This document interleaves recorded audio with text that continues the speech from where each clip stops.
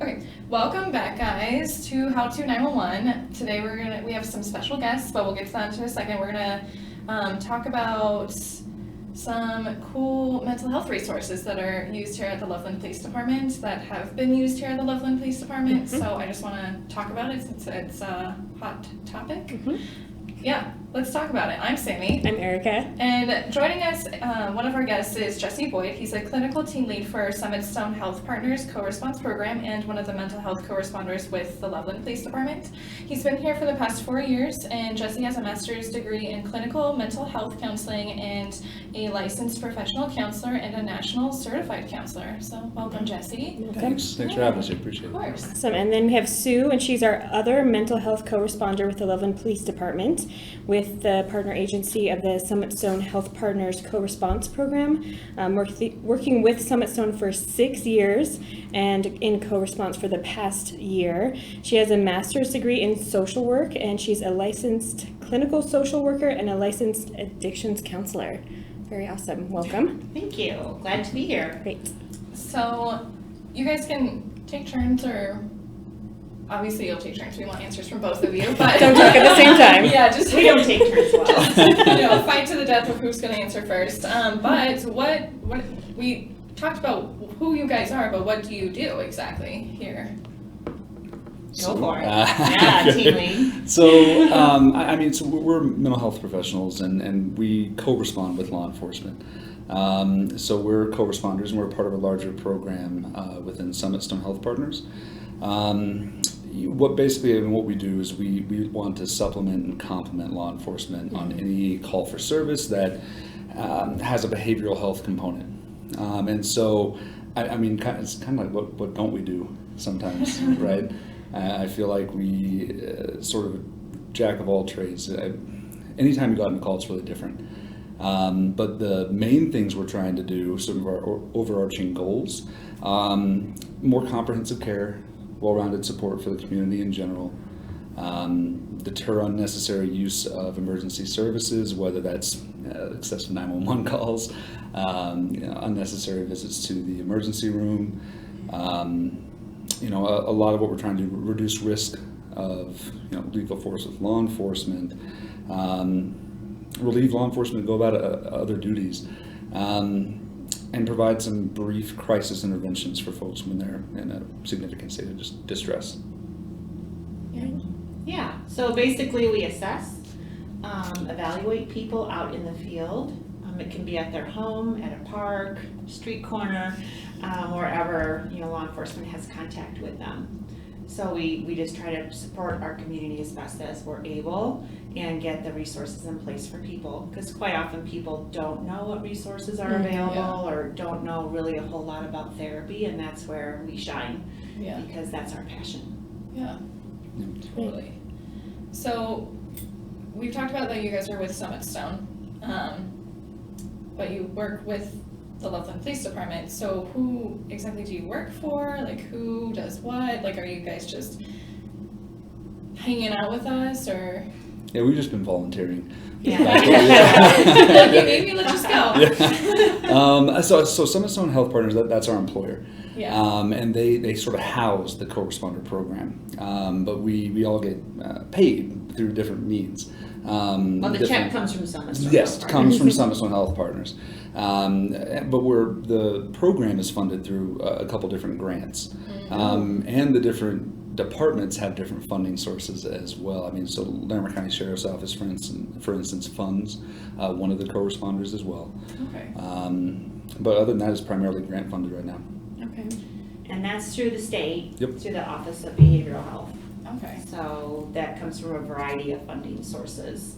Yep. But for the most part, the state supports this program, and we also report to them in a way. Yeah. Oh yeah, we report Yeah. every month. We have our data we send out to them and make sure they know we're doing what we're supposed to be doing. Yeah, I was like, is that required to keep the grants for co-responding? Yep. There's a pretty detailed spreadsheet that they have us fill out with calls for service, follow-ups, different types of contacts, demographic information in general. It's pretty. Lot. Yeah, Jesse is our data guru. He's in charge of pretty much all the data. You see the bags under my eyes? For our program, because it's a lot of tracking, because the state's trying to since the programs are newer in the state, they want to make sure the funds are being used the best as they're able, that they're reaching goals.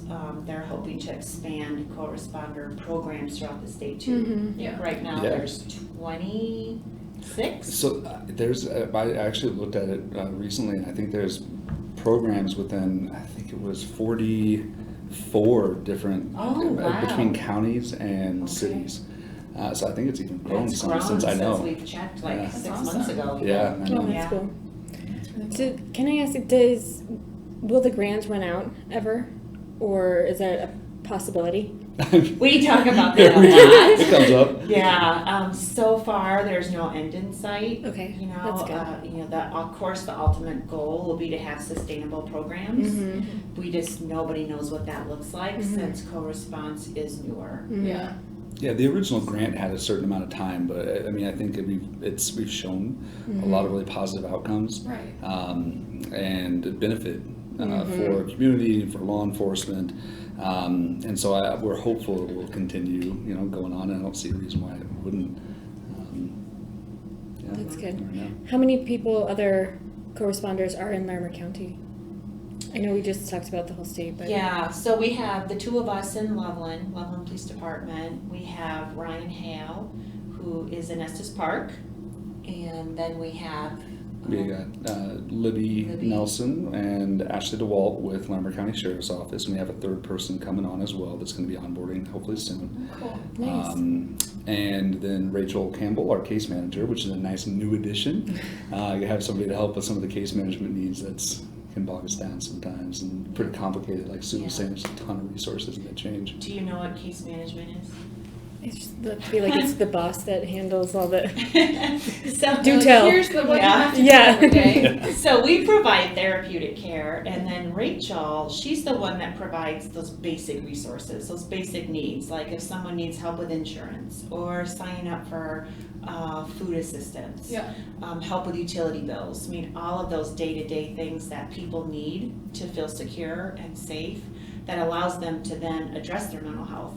So Rachel is just a wonderful addition. We're so glad to have her because it Nice. takes all of that off our plates, because Mhm. before we were doing that Mhm. and Yeah. the therapy in, and now we can focus on therapy, and Rachel can make all those calls and chase down a lot of interesting resources. I mean, sometimes it's, dog food.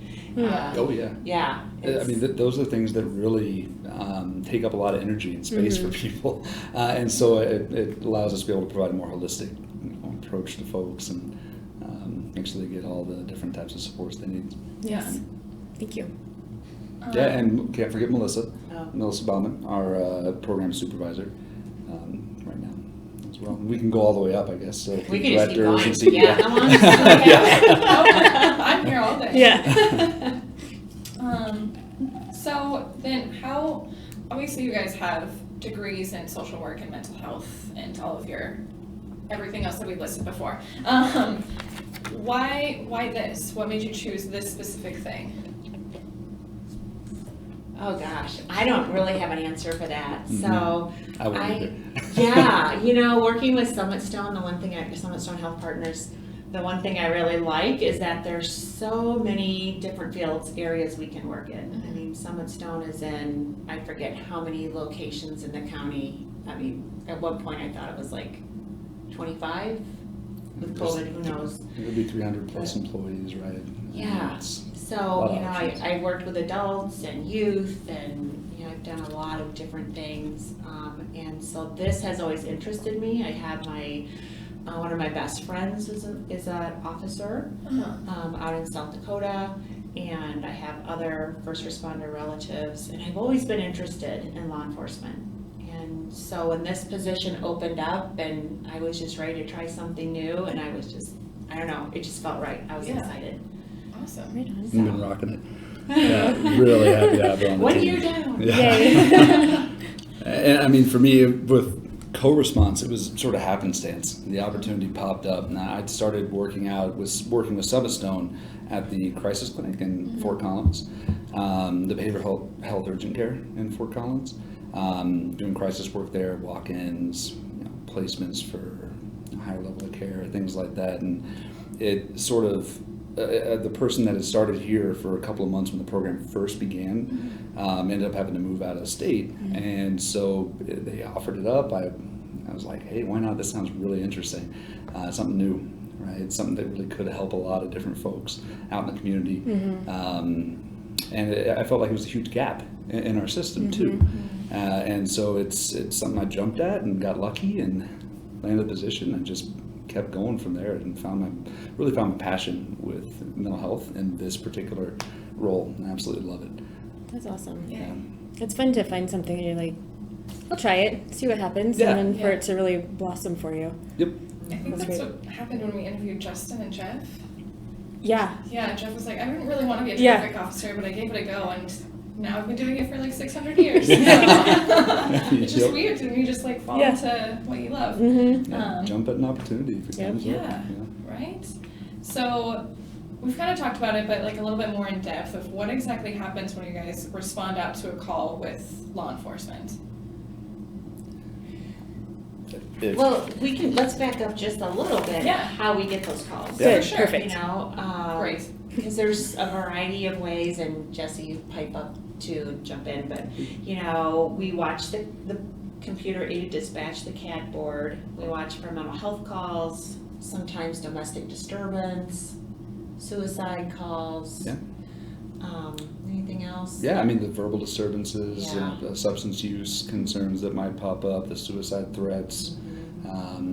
You know, a lot of the calls, I think, a lot of the welfare checks that we get, a lot of times are folks who are really concerned for their safety. You know, believing that people are out to get them, and that might sometimes be related to mental health. And so those are ones we pretty frequently go on. But yeah, it's a variety of different things. Really, it's distress, right? That's what we keep an eye out for. Is any kind of distress. We're crisis interventionists. That's what we do, and that can mean anything. It doesn't have to be a diagnosable mental health disorder. It really might just be someone having a really rough day. Their worst day ever. Yeah. Yeah, so we watch CAD.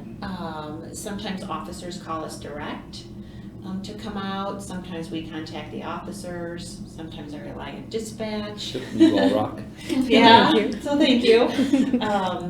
Gosh, at the night shift, because there's just Jesse and I, you know, we don't work 24/7. So the night crew, they will email us. Oftentimes we get several referrals overnight. Text messages. Yep. You know. Someone coming up and being like, "Hey, I ran into this person last night. I meant to send you an email. You know, they see us and they'll give us the information, ask us to reach out and follow up." So yeah, it means a variety, right, of different ways that we'll come into contact with folks. Our program, you know, technically we're a secondary response program, technically, because we have our own van and we'll roll out to the scene and provide support that way. But honestly, we're kind of a hybrid because we do a little bit of everything. You know, we'll leave from the bullpen at the same time as officers and follow them to the scene. Sometimes we'll stage if officers don't feel like it's a safe call. Might kind of hang out nearby. Sometimes they'll recognize there's some kind of a behavioral health component or that significant distress we were talking about while they're already on scene, and then call us and ask us to come out.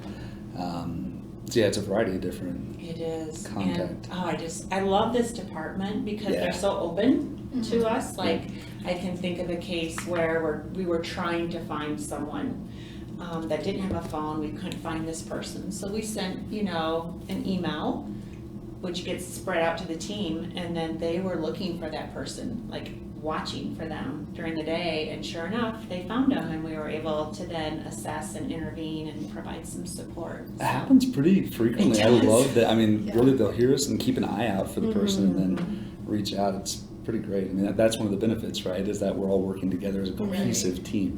Yeah. So I agree. I love this partnership. That's great to hear. Yeah. I love it. So once you're on scene, you stage sometimes, like, gosh, what am I trying to say?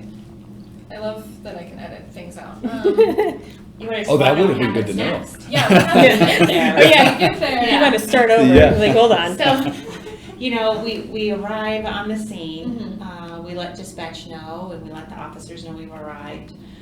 We typically don't approach until it's safe. Yeah, it just depends. I mean, Yeah. it really depends on the call. Because sometimes if there's no indication of any real safety issues, we'll just approach with the officers. We always rely on officers to tell us where to go, where to stand, what to do. Okay. And so they might have us. I've had them put me behind trees, have me sit around the corner, have me Get in the bushes. Uh-huh. Yeah, Yeah, there go was. ahead. No, I have been in the bushes. You just don't know, and Yeah. you want to make sure everyone is safe. The Yeah. last thing we want is the officers have to worry about where we are. So we let them direct traffic, so to speak. Yeah, we don't want to be a liability Yeah. for Yeah. anybody. Yeah. And so we'll let them kind of direct us on that. So the way we make contact can vary, whether it's directly with the officer, whether they're worried there might be some kind of a safety issue, might have us hold back in one way or another. But then we'll engage together with the person. Yeah. Typically, we'll consult with the officer. Ideally, especially if we arrive a little bit later, we have a quick little meeting that we talk about the goals. What are the presenting issues, any of the concerns, History. possible outcomes, history, things like that. So we're all on the same page again, working together.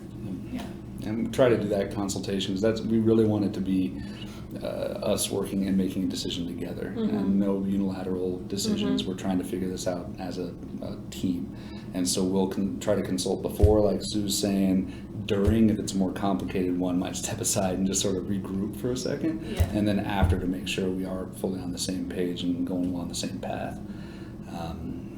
So I think a big part of what we try to help with initially is making, with that first contact, trying to help with de-escalation, whether it's emotional, behavioral, de-escalation, provide support for the officers, try to help ensure that there's a level of comfort and security, which is, that's what most people when they're calling law enforcement is what they're hoping for, right? And so we try to contribute to that as best we can.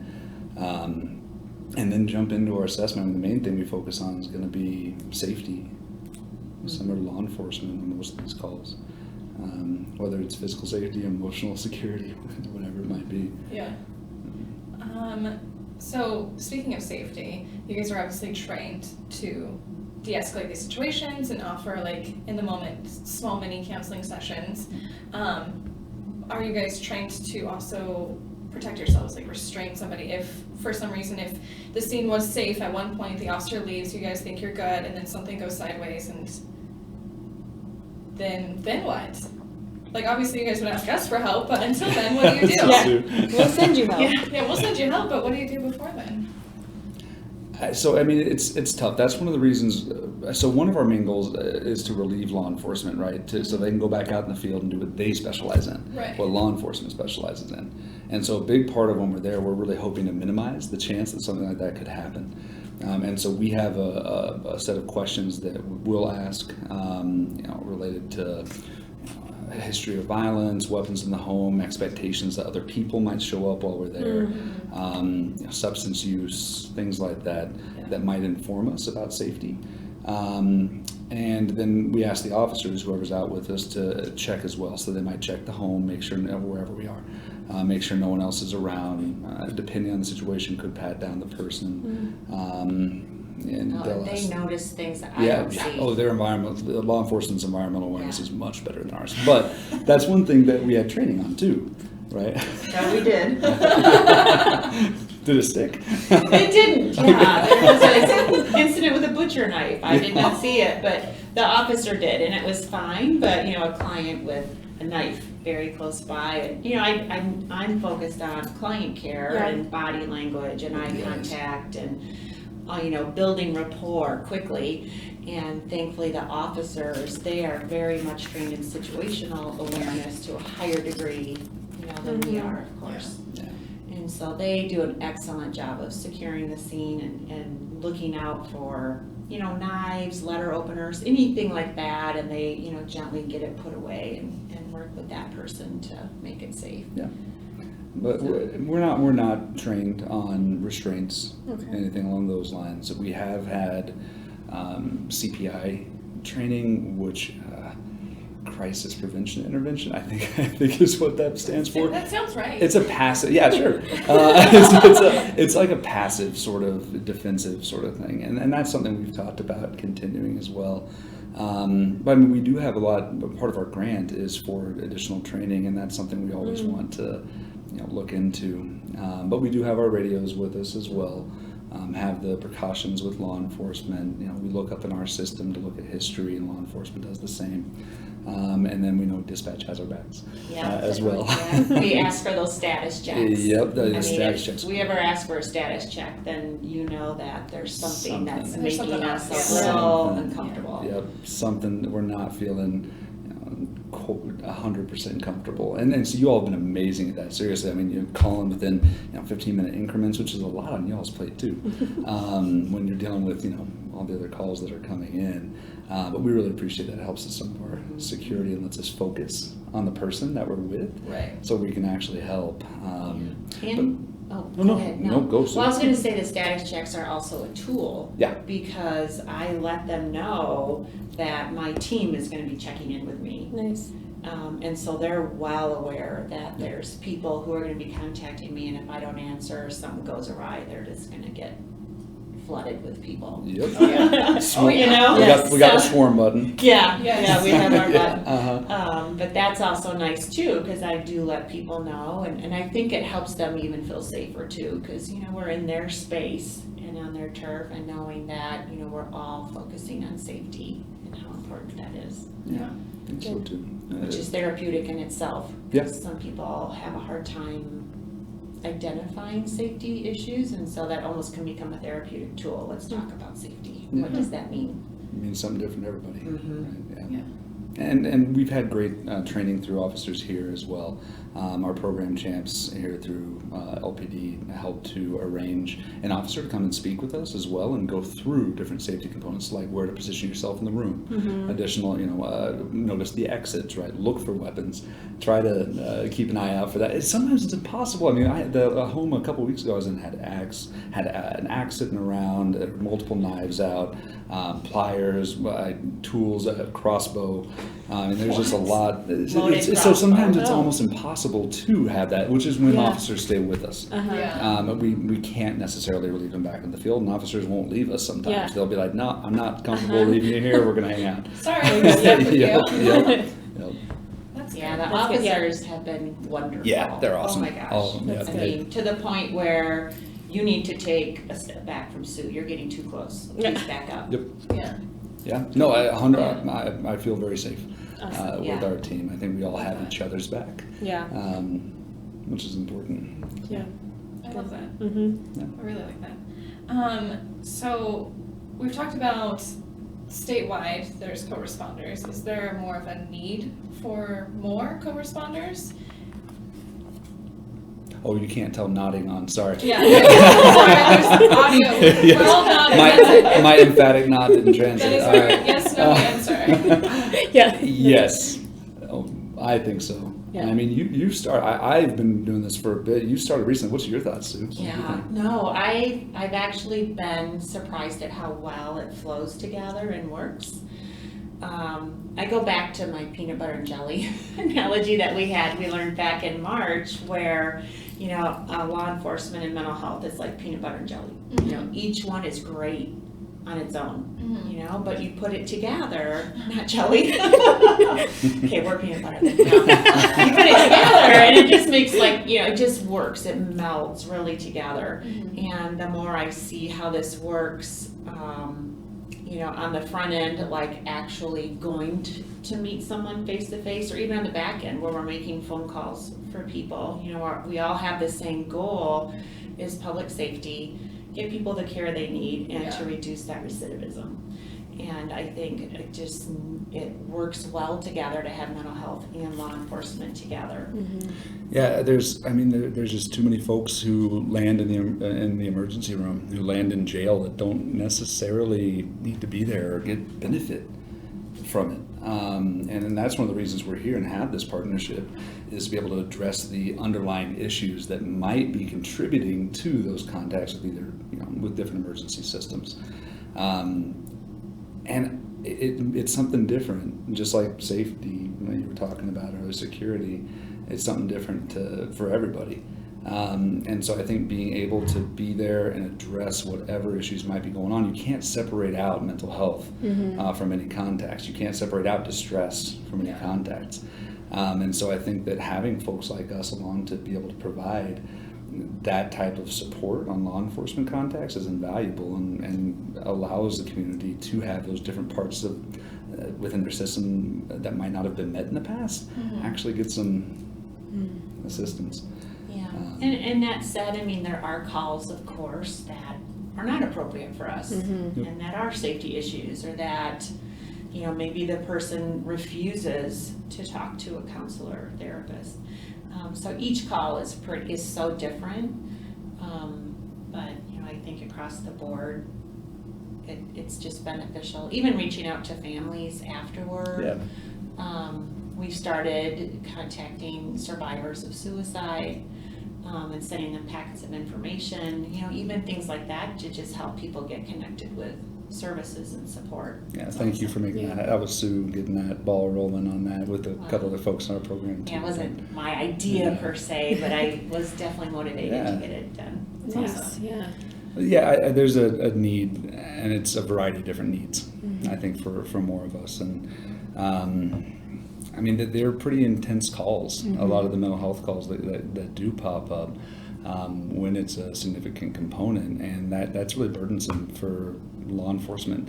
And I see, with Loveland Police at least, you know, I see how busy it can get. And so being able to relieve them a little bit, relieve that stress a little bit, I think helps not only in that call, but also in general, other law enforcement contacts, they're not as overburdened. I mean, there's some some statistics that show 1 out of every 5 folks, well, at some point in their life, have a diagnosable mental health issue, and that's not even including like the distress, right, where there's just symptoms of these diagnoses popping up, and that I've read somewhere that there was up to 10% of calls for service with law enforcement can have some kind of a severe mental health disorder as a component to it as well. 1 out of 3 folks are often transported to the ER. That's the stuff we're here to try to help with. I don't know if you guys know this off the top of your head. We've talked about Larimer County and statewide, but like, is this a common program nationally for co-responders? It's growing. Yeah. We actually had the first ever co-response conference Neat. It was very back cool. in March, Yeah. a week before COVID. Yeah. Shut everything Perfect down. timing. Seriously was. You got Yeah. in there. You I got guess so. attended. Yeah. Yeah, and if this gives you indication, this was a national conference, and there was 175 people there. Yeah. I think so. Pretty good. Representing a it's variety of different programs. Yeah. All of them are different, which is So super different. cool. Yeah. Yeah. So different. So there was fire, police, EMS. ambulance, Yep. from agencies all across the country. So, I mean, it's growing, but it's still relatively new. Yeah, what surprised me, so I'm from Tulsa, Oklahoma, and what surprised me looking into it a little bit further is a couple of years ago is that my hometown actually had a co-responder program when I was still there. I moved out here 10 years ago. When I was still there, and I had absolutely no idea.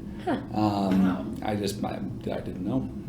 So it's around us more than I think we know. And yeah, it's definitely growing. One of the great parts about this program here is that I think we were on that cutting edge and help sort of spearhead and really get the ball rolling. Yeah. Yeah, Very because cool. 4 years compared to other programs is like veteran program. You know, for the programs we talked to, Yeah. for a Wow. lot of them, they were just figuring out how to get started or had just started in the last year. Wow. And that's part of the cool part about these programs in general. They're all so different. There's little nuances to each program that make them unique. And we're constantly growing, developing, changing here, and adapting to different circumstances and getting different process, procedure, and I mean, Sue and I are figuring out different ways of being able to work really as a good cohesive team together over the past year or so. And, it's constantly changing. Yeah. Yeah, it's not like there's a co-response 101 book that this is how you do it, this is how you set it up. Nice. Yeah. Yeah. And so basically all these different organizations and agencies are coming out with their own, what's the word I want, like specific program, custom made. Yeah. That's what I was gonna say, Yeah. custom made program for their community and for Yeah. Their Right. needs. Just Yeah. different everywhere, so it can't be the same. Right, it's kind of like laws, like there's city ordinances that are here and not over there, so it's like I think every community needs its own little thing, and obviously the responders there know what's needed for their community, so. Yeah. But it'd be cool to be like, oh, that's cool, like maybe that would work for us, like that's awesome, you guys have like a conference now. Yeah. Yeah. Hopefully it That's can super happen fun. again. Yeah. I know. Yeah. Hopefully. Hopefully. Sometime. Oh, gosh. And one thing our community has, before I forget to mention, is SummitStone Health Partners also has a crisis center that has mobile clinicians too, which I know a lot of communities don't have that. And so that program's been taking off as well. Yeah, and I think that's an important thing to remember too. This is asking if there's a need for more of us, and there's a need for a variety of different approaches. I think to folks with mental health concerns, and one of those can be the crisis clinic, or the behavioral health. They renamed behavioral health urgent care, and they have a mobile team 24 hours a day that can come out. Yeah, I mean, I think that it's the different types of community supports will vary based on those needs that come up. Certain communities might have more outreach options, maybe for transient or homeless populations. Other ones might have more need for that primary response writing with law enforcement to have interaction on any kind of call that comes up. Some might be kind of a hybrid like ours. It just depends. So kind of along those lines, especially with everything that's going on in the world right now, I've seen all over news, social media, whatever, that there's this popular opinion that co-responders should go and not law enforcement. There should be some sort of like mental health service or a social worker or counselor going to these mental health crisis calls of whatever the situation, and no law enforcement at all because of the risk of injury to any party involved. What do you guys think about that per se? Because I know I have my opinion about it based off of what we see every day, the calls that we take, but I want to know what you guys think about What's that. your opinion? My opinion is, I think that before you guys get into, I guess, crazy stuff, like if there's a safety issue, you guys can't go to that. That's why law enforcement's there. They're not there to try to make things worse. At least our officers are great at that stuff. I can't speak for all law enforcement, but I don't think it's feasible because you guys don't have anything to protect yourselves. So if somebody's drunk, high, has a weapon, and you go out to that without somebody there to help you and keep you safe, like that's just, we're putting you in a position of failure, in my opinion. So, yeah. You can go first, and then I have Thanks, a Sue. lot to say. Oh, yeah. So I appreciate that. I mean, I think that we really have felt that everyone here emphasizes and supports us being safe. And that's, I think it really depends on if it's appropriate for us to go out or respond on our own on the nature of the call. I've certainly had calls that are 100% very clearly only related to significant distress, mental health concerns, aren't safety issues. Maybe we can contact by phone, maybe it's someone we've known before, someone that's more of a higher utilizer of emergency services and we're comfortable and familiar with the person that I have responded to and been able to avoid having any contacts with law enforcement. It just really depends. But a lot of times we don't know. And when people are calling into 911, they want law enforcement. They're asking for something a lot of times, right? Especially because it's 911. There's something insane, and not insane, but like urgent enough and extreme enough happening that you're calling for emergency help. So. Yeah, and so to me, there's a lot of times the call I see, there's an expectation that law enforcement will be coming out. And so even if it is primarily a behavioral health component, I think having the other component there too, law enforcement, to be able to provide that security in a way that Sue was talking about so we can focus on the other issues going on can be really helpful. And often, one of the things that it comes up, 2 family members call in for welfare checks, and so it'd be essentially a cold call on this person unless we have other information, and so you don't know what you're walking into, which speaks to what you're talking about. Yeah. With safety for us going out on a call. I can pause. I have more too, but No. Well, I just want to back up a little bit because I've been here a year, and one thing I noticed is it's almost like we're losing kind of a sense of community and helping each other to some extent, where people are calling 911 because the neighbor is loud, or they're calling 911 because of this family member, and this family member lives a mile across town. Yeah. And so they're not going to their family member. I mean, there's like a lack of connectedness, and to an extent, people sometimes wait too long to seek care. There still is that mental health stigma. No matter how much we talk about it, there still is this overarching stigma where what's wrong with you, suck it up, handle it. Is that okay to say? Yeah, you can say it. I don't have to beat that. Okay. So, in an ideal world, my vision would be that people are seeking care earlier instead of waiting until 911 needs to be called. I mean, that would be the ideal world. And also, some families still here in Larimer County don't know that there's other resources available, and so they automatically call 911. Yeah. Calling dispatch, where they could be calling some of the other crisis phone lines or going to behavioral health urgent care to seek help for that person. That would kind of be the ideal world. Right. Yeah, that connectivity, right? Yeah. And Connecting and making connectedness and finding, balance in life through that prior, and instead I see it over and over where people wait until they are in this huge crisis, which by that point it's complex. Yeah. It's worse. I often tell clients it's like having a very smooth mountain lake, and you drop a stone in the middle and you get all these ripples. Well, the quicker you can catch it, the smaller the ripples, and that's kind of like mental health. And the longer you delay and wait, your ripples get bigger, and then the problem is bigger. And so encouraging and educating community to seek help, I think, is our first, what we're trying to do in our agency and other agencies in the community to get people help first. All that said, okay, I think our role working with law enforcement, I love it because of the safety issue as well.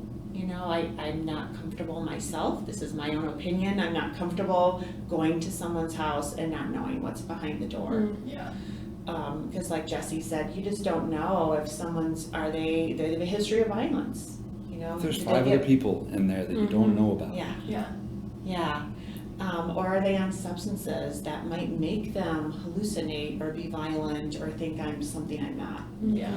And so I would not be comfortable going on those calls without having that support of an officer who's trained in safety to a much, much higher level than I'll ever be trained.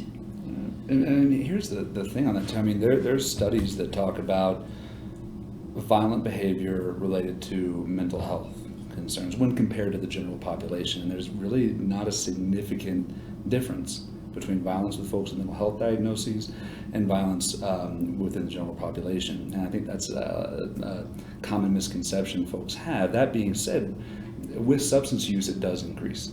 And we just don't know what is going on with this person because we only get this snapshot of time. We hopefully have time to look through our system and find some information out about the person that will help inform us, but not knowing is tough. And so I think at least for that initial contact, we work our butts off trying to get folks trying to be able to relieve law enforcement as fast as possible, because there are some benefits, sure, to having maybe just us going out on a call. It can be really triggering. Maybe there's a history of trauma associated with law enforcement, detention, incarceration, whatever it might be, that could potentially escalate the situation. That also gives an opportunity for us to be able to help de-escalate in the moment. And I can't tell you, I've had quite a few of interactions, great interactions with law enforcement and us that people have said is restorative, that help them realize, you know what, law enforcement's not that bad. Maybe they can help. I like that. There's a benefit there. Yeah, well, we can think of numerous times probably of when the officer and us have like take team together and we work really well together. Some of my for the favorite same calls. goal. Yeah, we have so much fun doing that because the officers, I mean, they're trained too. Yep, CIT. Yeah. Yep. And so we oftentimes are working together to help de-escalate a person, and those are really fun calls. Yeah. That's great. And that's the other really cool part about it is that we get to learn from each other out on calls. And one of the things that we've tracked for our data has been diversions from emergency departments, right? When would an officer previously have taken somebody to the ED that our involvement avoided that if it was unnecessary? And so we track that. The numbers for that used to be significantly higher. What I've noticed is that over time, the number's shrinking, which tells me that maybe the discussions that we're having with officers are helping them better understand the risk and safety, more appropriate dispositions for people, as opposed to just landing them in the ED. And so we all get to learn from each other. And so having law enforcement come out for something that we specialize in, and we've worked on for so long, I hope they take away something from it too that can be used outside of interactions with us. Totally. Hopefully. Yeah. I think you mentioned CIT, and I think I want to just kind of touch on that. Everybody here at the Loveland Police Department that works with us for dispatch, we take the calls. Officers are at least trained in as well, and it's crisis intervention training. I'm sure you guys obviously have a million other trainings on top of that, but I think it's important to touch that we've had these trainings, so when we get those calls, we can try to use that to utilize it to hopefully what's the word I'm looking for? Like de-escalate? Yeah, de-escalate the person before you guys get there. Hopefully, if they're suicidal, we can at least try to get them on the line long enough for somebody to physically get there and help the situation physically. So, yeah, I just wanted to touch on that we're all trained in that type of thing. Obviously, you guys are the professionals, so. You all are all counselors in your own way with what you do with these, seriously. I think with it contacts. starts with dispatch. 100%. I mean, really. You all have a tough job. Yeah, you have a very tough job, and you're already working on that de-escalation with your calm voice, presence, directions. I've heard that over and over of how nice that is, and I've heard it feedback from family members. Oh, that's good. That's great. I like that. Yeah. Anything else you guys want to touch on that? No, I mean, I think there's going to be some good and some not so good with any program, and that's the goal, is to try to figure out that balance with it and what makes the most sense for where you're at. Not too much more to add on. Yeah, we're big on balance. Yeah. My favorite word. I guess 100%. I guess the only other thing to add is, with availability and such, it would be tough, I think, for us to be going out and handling. I mean, we definitely could use more people right now, and I don't know if you all have data, quite like questions on data, calls, things like that you're interested in. Do you have them? I've You're- got yes, it. yes. Go All for right, it. I got some data. Finally. Numbers. I always give numbers and statistics, so it's finally not my turn to do that. Nice, you have that. Yeah, that's my job. Nice. But that strikes me as going out and taking calls without law enforcement support and assistance. That's going to be tough on us with our caseload that we have too.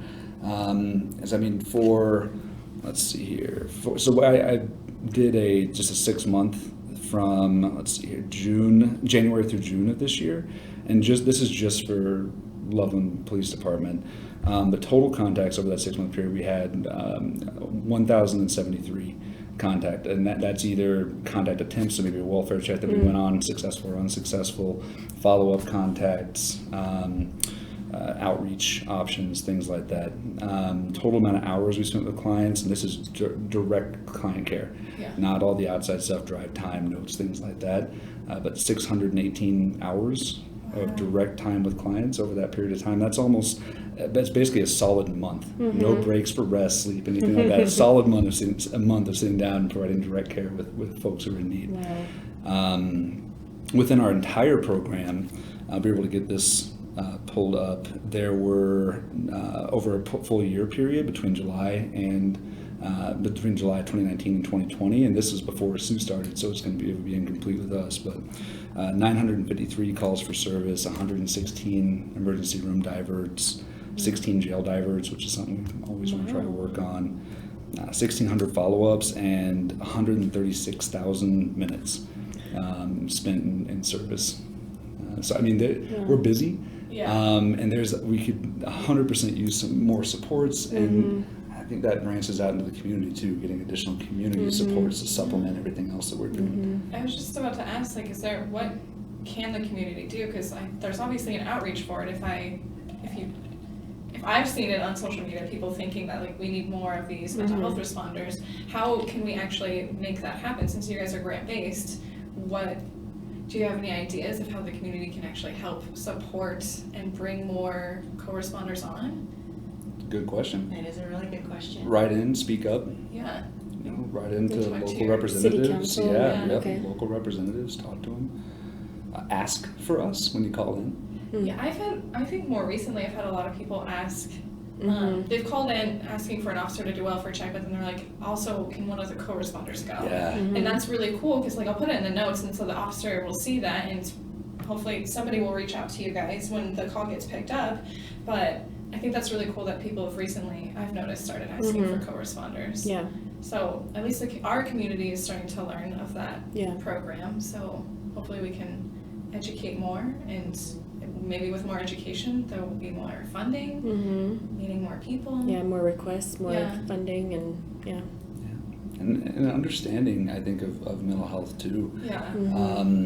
I mean, there's mental health first aid classes available for the public, and I think if folks better understand, they'll better understand how we can help and what we're doing, decrease the stigma, associated with it, which I think will bring in more support naturally, hopefully. Yeah. Maybe. Yeah, that's a tough question though. I think talking to local representatives and That would be a good asking when they call in, because if we're not available, that'll become hopefully. Right, that'll be more aware of okay, we need more people because of this. Yeah. What else do you guys want the public to know about what you do that we haven't touched on? I think one thing that Jesse and I both have a passion for is follow-up with people. Yes. We have the opportunity in this program with Loveland Police Department to follow up with people. Other programs don't necessarily have that, because they might be going from one call to the next call, and they don't have that. And we really value touching base with people, seeing if they have questions, seeing if they, were able to get set up with therapy, how we can help. Maybe they need more case management with Rachel, things like that. Because again, our goal is to provide a service to the community and try to get those resources in place for them. And so that's one thing I love about this particular program, that we are able to do that. Yeah. Yeah, I mean, because we care, and I think people see behaviors and actions more, and so by following up, I hope they see that, and it really helps us address the underlying issues that might have led to that contact with emergency services in the first place.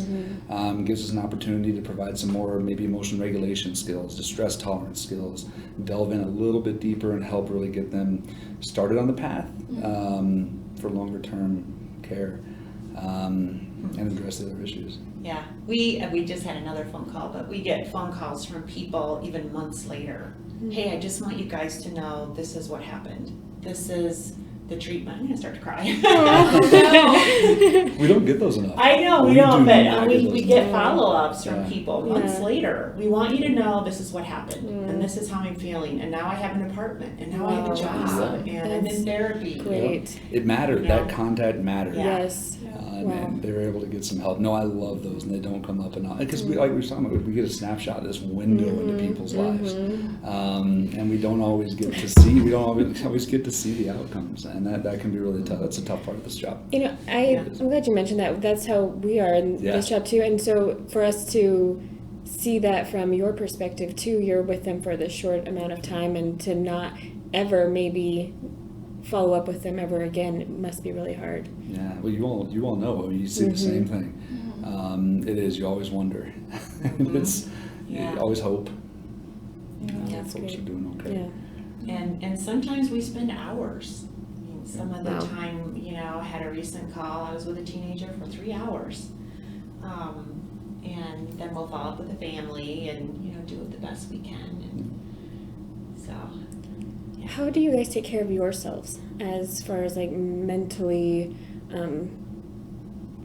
taking care of yourself, making sure you're healthy? And because if you're spending hours with people and you don't have a follow-up, that's draining. I know it's draining for us. And I had a call with a guy earlier this week, and I don't know how he's doing now, and I will probably never know.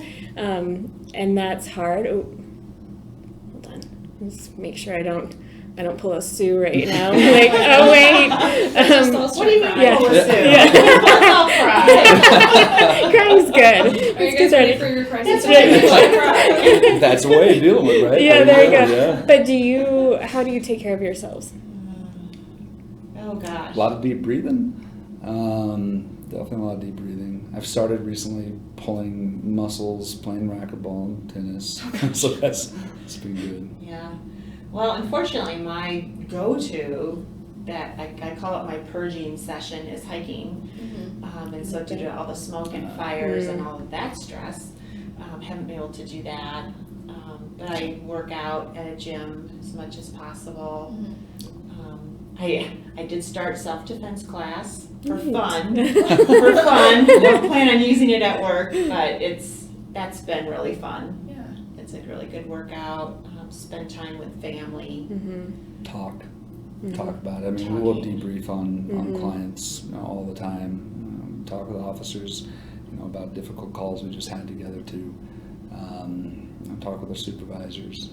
Yeah, I talk to Jesse a lot and Melissa a lot. And I guess even other team members, other co-responders, the other communities here in Larimer County, we connect and send texts and call, and because sometimes you just have to unload and just talk and get rid of it all. Yeah. So. Try to remember the basic needs: sleep, eat. Yep. Yeah. Which I forget a lot of times when I'm working.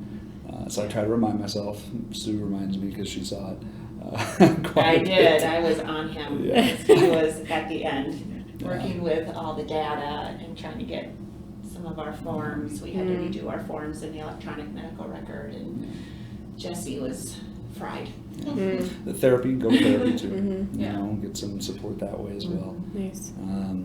Yeah, I'd say that's probably the main stuff, just self-care and keep plugging away. Yeah, goofing off with the officers helps. Yeah, and Humor. being Yeah. optimistic, because a lot of those are the ones we're really fearful of the outcome, what's going to happen. Try to remind myself we don't know what it's going to be. We don't know if it's going to be something negative, and I try to choose the more positive Yeah. outcomes. Be optimistic as best I can. Yeah, my line that I use most days is we're giving people an opportunity Yeah. to feel better. Mm-hmm. And that's all we can do is give opportunities. That's And great. then it becomes that person's responsibility and it's not ours. Mm-hmm. Yeah. That's good. I like that. Yeah. Thank you. Anything else? No, I mean, I guess the only other thing that we get, sometimes we'll hear folks are embarrassed when they find out a mental health professional is out on a call with them. I guess my hope is, please know if we're out there with you, there's nothing wrong with you. There's nothing wrong. That thought is just a manifestation of that stigma that we're talking about. Right. Mental health is normal. Depression is normal. Anxiety, trauma, the reactions to those Stress. things. Stress is just, it's normal stuff that we as humans go through. And so, I mean, my hope is that if you see us out there, it's just a simple acknowledgement that there's recognition you have a lot on your plate, and we want to be there to try to help you with it. Yeah. That's great. I like that. Yeah. Well, I guess that's it. That's it. Thanks for joining us, guys. Cool. I appreciate it. Oh, Yeah, Thank you. thanks, This it's is- yeah, fun. Thanks for asking. So much fun. People Yeah. don't really ask us what we do, and if they do ask us, I've noticed people want to change the subject very quickly. Oh, yeah. Oh. Yes, we appreciate you and asking us to Yes. come out. Of course. Isn't that strange? Yeah. Yeah. Or educating the public. Yeah, definitely. We all need to know this. Yeah, I think so, and I really like break the stigma. Like, Yeah. It's normal. that's what we're here for. Yep. Yeah. Like when I take the phone call, I'm not thinking like, ugh, another crazy person. Right. Like, No, yeah. just like let's try to get them these resources because there's Yeah. something going on. Everything that you listed is something I've experienced, you know? So you're talking to someone who's feeling the same and maybe you don't realize it right away when you're calling 911 because you're not recognizing that yet. Right. So Yeah. someone's listening who's been through it. That's Right. right. Yeah, and just, Totally. normalizing it. Yeah. Mhm. Yeah. We all go through tough stuff, Mhm. you know, and all we can do is the best we can in the moment. And Yeah, Yep. definitely. Well, thanks for listening, guys. Follow us on Facebook at Loveland Emergency Communication Center. Follow us on Instagram at How-To-911 Podcast, not podcast. Jesus. Edit that out. One more time. One more time. Follow us on Instagram at How-To-911 Podcast. Email us any questions that you have for us or Jesse and Sue, and we'll make sure that they get the questions. That email is howto911@cityofloveland.org. And then also YouTube at How-To-911 Podcast. And then, is that it? Did I cover the bases? You got Facebook, right? Was Yeah, I it got Facebook. That Okay. was the first one. Yep.